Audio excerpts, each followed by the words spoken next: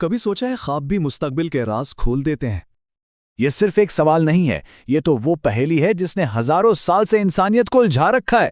سوچیں، پرانی تہذیبوں کے فلسفیوں سے لے کر آج کے سائنٹسٹوں تک اور مختلف مذہبی روایات میں بھی ہر کوئی اسی گتھی کو سلجھانے کی کوشش میں لگا ہے کہ آخر ہمارے خوابوں کا اصل مطلب کیا ہوتا ہے۔ آج ہم جس ماخذ کی بنیاد پر یہ ساری گفتگو کر رہے ہیں وہ حال ہی میں ڈان اخبار میں شائع ہونے والا ایک مضمون ہے جس کا عنوان ہے ایکسپلورنگ ڈریمز، اور اسے جان عالم خاکی نے تحریر کیا ہے۔ تو آئیے خوابوں کی اس پراسرار دنیا کا سفر شروع کرتے ہیں اور جانتے ہیں کہ مختلف تہذیبوں اور روایات نے انہیں کیسے سمجھا ہے۔ ہم آپ کے لیے لاتے ہیں کتابوں کا نچوڑ، وائرل موضوعات اور وہ خبریں جن پر بات ہونی چاہیے۔ پڑھنے والے ہم، سننے والے آپ۔ اور اس سفر کا آغاز ہم تاریخ کی ایک ایسی مثال سے کریں گے جس نے ایک قوم کا پورا مستقبل ہی بدل کر رکھ دیا تھا۔ قرآن مجید میں ایک ایسی دلچسپ کہانی بیان کی گئی ہے جس میں ایک خواب نے ایک پوری قوم کی تقدیر بدل دی تھی۔ یہ کہانی مصر کے بادشاہ سے شروع ہوتی ہے جس نے ایک ایسا خواب دیکھا جس نے اسے شدید الجھن اور پریشانی میں ڈال دیا۔ اس نے اپنے دربار کے تمام عالموں اور مشیروں کو جمع کیا، لیکن کوئی بھی اسے تسلی بخش جواب نہ دے سکا۔ بادشاہ کا خواب کچھ یوں تھا۔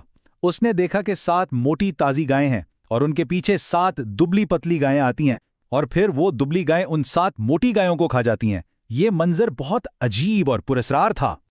جب یہ خواب حضرت یوسف علیہ السلام کے سامنے بیان کیا گیا تو انہوں نے بغیر کسی ہچکچاہٹ کے اس کی تعبیر بتائی۔ جہاں باقی سب ناکام ہوئے، وہاں انہوں نے خواب کے علامتی پیغام کو فوراً سمجھ لیا۔ انہوں نے کہا کہ اس خواب میں مستقبل کی پیشین گوئی ہے۔ ملک میں 7 سال خوشحالی کے آئیں گے اور اس کے بعد 7 سال شدید قحط کے ہوں گے۔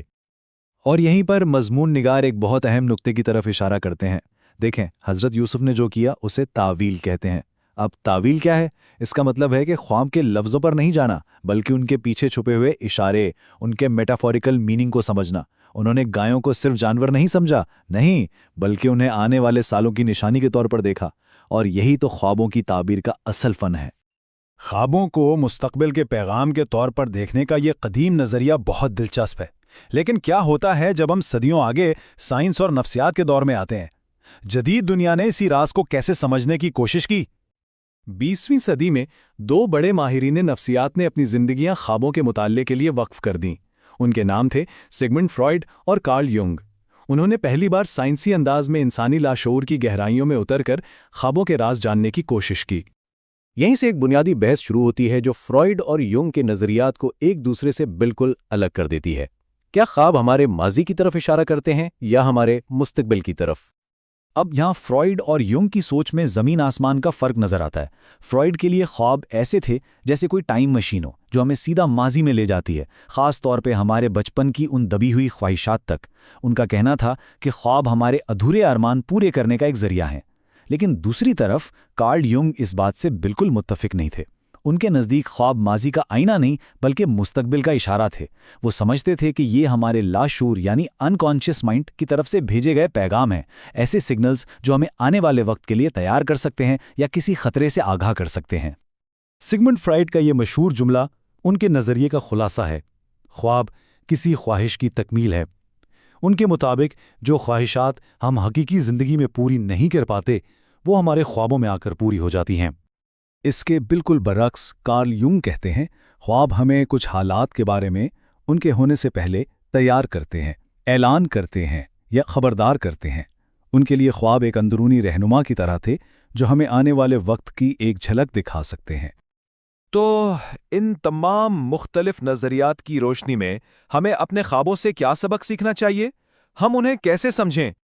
ایک سوال جو اکثر ذہن میں آتا ہے وہ یہ ہے کہ خواب اتنے غیر واضح، علامتی اور پیچیدہ کیوں ہوتے ہیں؟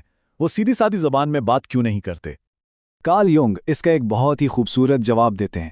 وہ کہتے ہیں کہ ہمارا لاشعور منطقی نہیں ہوتا، وہ غیر عقلی ہوتا ہے۔ یہ لفظوں میں نہیں بلکہ علامتوں میں بات کرتا ہے، بالکل اسی طرح جیسے کوئی عظیم شاعری یا آرٹ۔ یعنی ہمارا لاشعور ایک منطق دان نہیں بلکہ ایک فنکار ہے۔ آخر میں مضمون ہمیں خوابوں کو دیکھنے کے 2 راستے دکھاتا ہے۔ پہلا یہ کہ ہم انہیں روزمرہ کا بے معنی شور سمجھ کر نظر انداز کر دیں، یا پھر دوسرا راستہ یہ ہے کہ ہم انہیں اپنے لاشعور کی طرف سے بھیجے گئے قیمتی اشارے سمجھیں۔ یہ ایسے سگنل ہو سکتے ہیں جو ہمیں ہمارے ماضی، حال اور مستقبل کے بارے میں بصیرت دیتے ہیں۔ یہ ایک حیرت انگیز پراسرار دنیا ہے جو ہماری توجہ کی مستحق ہے۔ تو حتمی انتخاب ہمارا ہے، کیا ہم ان اشاروں کو سنیں گے یا انہیں بس یوں ہی ہوا میں تحلیل ہو جانے دیں گے؟ آج کے لیے اتنا ہی، ملتے ہیں نیکسٹ ایپیسوڈ میں۔